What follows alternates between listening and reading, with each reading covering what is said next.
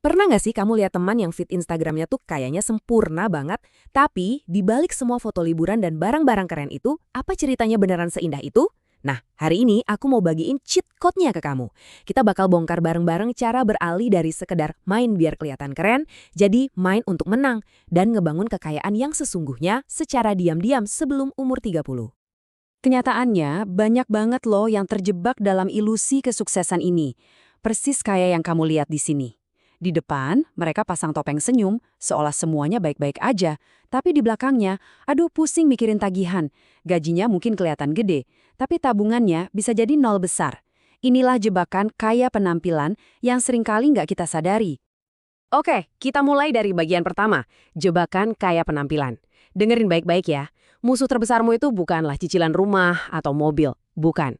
Musuh yang sebenarnya adalah permainan perbandingan tanpa henti yang disodorin media sosial ke kita, yang emang sengaja dirancang buat bikin kamu selalu ngerasa kurang. Rasanya tuh persis kayak lari di atas treadmill sambil nontonin orang lain udah sampai di garis finish. Kamu capek, keringetan, tapi ya nggak maju 1 senti pun. Familiar kan rasanya? Setiap kali kamu scroll TikTok dan Instagram, ngeliat kesuksesan orang lain, tanpa sadar kamu lagi ngencengin kecepatan treadmill yang sama.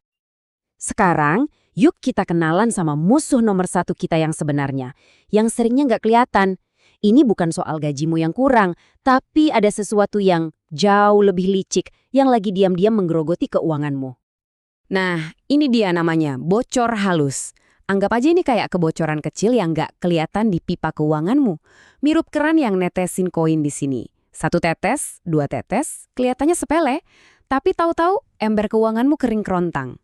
Inilah biang keladi kenapa tabunganmu rasanya nggak nambah-nambah. Coba jawab jujur deh. Pernah nggak ngerasa udah hemat mati-matian, tapi kok saldo tabungan gitu-gitu aja? Kalau iya, kamu nggak sendirian kok. Dan ini penting, ini bukan berarti kamu gagal ya. Ini adalah gejala nyata dari adanya kebocoran finansial yang lagi terjadi. Jadi sumber kebocorannya dari mana? Ironisnya, seringkali justru dari momen yang paling kita tunggu-tunggu. Naik gaji. Gaji naik, gaya hidup ikutan naik. Pengeluaran-pengeluaran baru yang nggak penting pun muncul. Visual di sini ngegambarin dengan pas banget, setiap tambahan pemasukanmu seolah-olah kesedot ke dalam lubang hitam pengeluaran yang nggak kelihatan. Tapi tenang, kebocoran ini bisa kita deteksi kok. Buat ngebantu kamu, aku udah siapin kuis diagnosa cepat di deskripsi. Anggap aja ini kayak peta buat nemuin di mana persisnya letak kebocoran di keuanganmu. Ini langkah pertama paling praktis yang bisa kamu lakuin sekarang juga. Oke, musuhnya udah kenal. Sekarang waktunya kita ganti strategi. Kita bakal masuk ke cara main yang baru. Jadi kaya beneran, bukan lagi sekedar kaya penampilan. Slide ini ngerangkum semuanya. Coba deh lihat bedanya. Bener-bener kayak langit dan bumi. Orang yang kaya penampilan itu ngumpulin aset yang nilainya makin turun. HP baru, mobil nyicil. Fokusnya? Apa kata orang lain hari ini? Pertanyaan di kepala mereka, gimana ya caranya biar kelihatan sukses? Sekarang bandingin sama yang kaya beneran. Aset mereka itu dana darurat, investasi, skill baru, semua aset yang nilainya justru bertumbuh. Fokusnya? Kebebasan 5 tahun dari sekarang. Dan pertanyaan yang mereka ajuin jauh lebih kuat. Gimana ya caranya biar aku nggak perlu kerja lagi? Beda banget kan? Nah, inilah inti dari jadi kaya beneran. Kita membangun yang namanya harta tak terlihat. Visual gunung es ini sempurna banget buat ngejelasinnya. Yang kelihatan di permukaan air, mobil, jam tangan, baju bagus, itu cuma puncaknya. Kecil banget.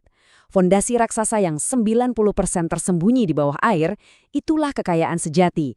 Dana darurat yang kuat, investasi yang terus tumbuh, dan skill yang nggak bisa diambil siapapun dari kamu. Jadi tolong ingat ini baik-baik. Kekayaan sejati itu bukan soal ngumpulin barang, tapi soal membeli sesuatu yang nggak ternilai harganya, pikiran yang tenang, dan kebebasan mutlak dari stres finansial. Itulah tujuan akhir permainannya. Oke, teori cukup, sekarang kita ngomongin aksinya. Ini adalah 3 aturan praktis yang bisa langsung kamu terapin buat mulai bermain sebagai pemain jangka panjang. Ada 3 aturan main yang super pragmatis. Pertama, aturan jeda 24 jam buat mendinginkan kepala dari godaan belanja impulsif. Kedua, yang paling krusial, bayar diri sendiri dulu buat mastiin masa depanmu jadi prioritas utama. Dan yang ketiga, mute musuh, yaitu berani unfollow akun-akun di media sosial yang bikin kamu ngerasa kurang dan jadi boros.